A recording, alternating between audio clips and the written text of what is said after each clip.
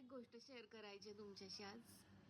तर काल माझी मैत्रीण आली होती माझ्याकडे आणि ती मला म्हणाली की हा जो अधिक मासाचा महिना आहे, ह्या महिन्यात आईची ओटी भरायची, आईला जे काही आवडतं ते त्या ओटीसोबत द्यायचं. म्हणजे हळदी कुंकू लावून आईला साडी घेऊन त्याच्यावर जे काही आईला आवडत असेल ते तिला ओटीत द्यायचं.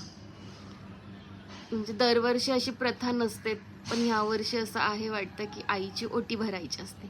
मला ते तिच्याकडून कळालं की आईची ओटी भरायची. मग काल मी माझ्या आईला फोन केला की असं असं आहे, अधिक मासात आईची ओटी भरायची असते, तर तुला मी कसली साडी घेऊ, कसली हवी आहे तुला साडी. त्याच्यावर तिचं असं उत्तर होतं की अगं मला तू काही साडी बिडी काही घेत बसू नकोस, मला माहिती आहे की ह्या महिन्यात आईची ओटी भरायची आहे, पण तू काय माझ्यासाठी साडी घेत नको बसू. म्हटले का गं, तुला साडी नको आहे का, मग दुसरं काही हवं आहे का तिला. त्याच्यावर तिचं असं उत्तर होतं की अगं आता तुला तुझ्या मुलीचं ॲडमिशन आहे, तुला तिथे किती पैसे भरावे लागतील, कशाला तू माझ्या साडीसाठी एवढा खर्च करत बसतेस. मग मी तिला म्हटले अगं 2-2.5 हजारांनी काही मला फरक पडणार नाही आहे, मी तुझ्यासाठी घेते साडी, तुला कसली घ्यायची आहे ती सांग मला.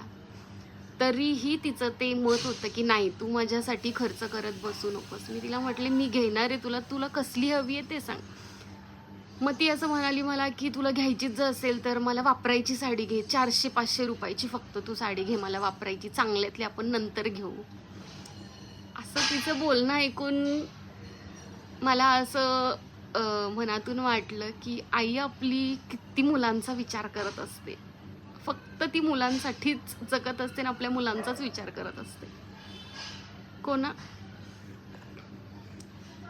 कोणाकोणाची आई माझ्या आईसारखी आहे, मला कमेंट करून नक्की सांगा.